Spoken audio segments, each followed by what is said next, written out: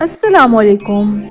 مشہور ہے کہ محمود غزنوی ہندوستان کو فتح کرنے والا بادشاہ اپنے غلام ایاز کی بہت عزت کیا کرتا تھا، یہاں تک کہ وہ تخت سے اٹھ کر ایاز کو خود اپنی جگہ بٹھاتا اور کہتا تھا، تم حکم صادر کرو، میں اسے جاری کروں گا۔ تمام درباری بادشاہ کے اس عمل پر اور ایسی ہی دوسری باتوں پر اعتراض کرتے اور کہتے کہ بادشاہ سلامت ایاز کو بلا وجہ اتنی اہمیت دیتے ہیں۔ بادشاہ نے سوچا کہ سب درباریوں کو اس بات کا جواب دینا چاہیے، اس لیے بادشاہ نے حکم دیا، کل سب کے سب میرے ساتھ جنگل میں شکار کرنے جائیں گے۔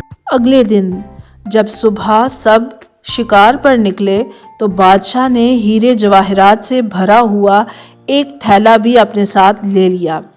جب سب لوگ جنگل میں پہنچے تو بادشاہ نے وہ ہیرے جواہرات چاروں طرف پھینک دیے اور ساتھ ہی یہ اعلان کیا، جو شخص جتنے بھی ہیرے جواہرات اٹھا لے وہ سب اسی کے ہوں گے۔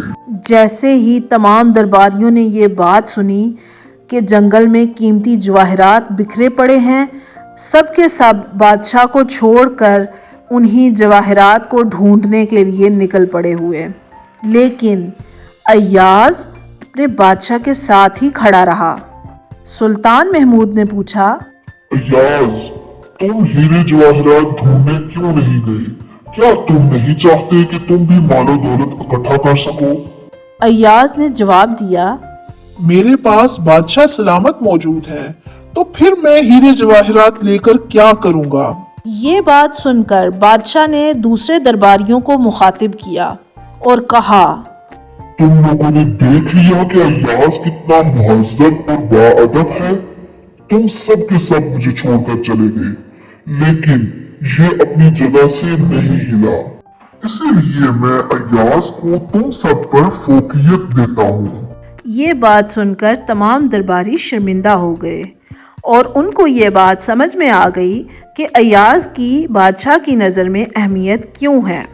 تو پیارے دوستو، کیسی لگی آپ کو یہ کہانی؟ اگر کہانی پسند آئی ہو تو ویڈیو کو لائک کر دیں، چینل پر نئے ہیں تو سبسکرائب ضرور کریں، اسی طرح کی مزے کی کہانیاں سننے کے لیے۔ اپنا خیال رکھیے گا۔ Thank you. اللہ حافظ۔